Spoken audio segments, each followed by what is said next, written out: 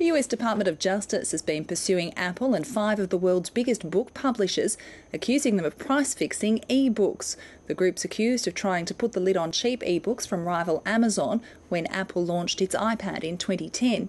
So far, 3 of the publishers have reached a settlement, but the question is, what will it do to the price of ebooks? Jon Page is the president of the Booksellers Association. I think we might see some prices of ebooks come down, but not in a dramatic way. This decision was in relation to an agency model with Apple, which actually fixed the price of ebooks between all the ebook retailers. Now, this decision means that that fixed price is going to be lifted from some publishers. So from those publishers, you'll see their books start to drop, but I don't think you're going to see dramatic price decreases. And before this decision anyway, ebooks were relatively cheaper to the printed book, and there was quite dynamic pricing from publishers anyway. So you often saw specials where certain ebooks were at $1 or $3 or $5 anyway before going back up to a higher price. So even though there were fixed prices through the agency model, prices were quite dynamic and did move up and down anyway. So I don't think there's going to be a huge impact.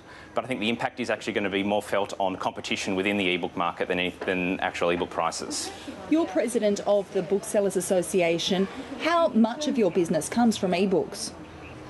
Not a lot at the moment. We only started selling ebooks in our bookshop in November, so it's quite small at the moment. But the trend for the Australian market is about 5 to 6% of book sales are now ebooks.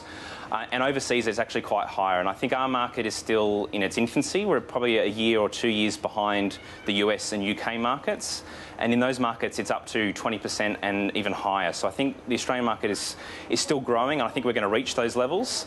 But at this stage it's still in its infancy and still growing, but there's going to be rapid growth in the next 6 to 12 months for sure. But as it stands at the moment, the publishers still have a lot of control when it comes to setting the pricing. They do, and part of that control at the moment, though, is to preserve, if you will, the value of a book. Amazon, who is the party in all this decision-making at the moment, are very aggressive with the way they price their ebooks. They discount below cost, and that makes it very hard for other players, particularly smaller players, to compete against that price model.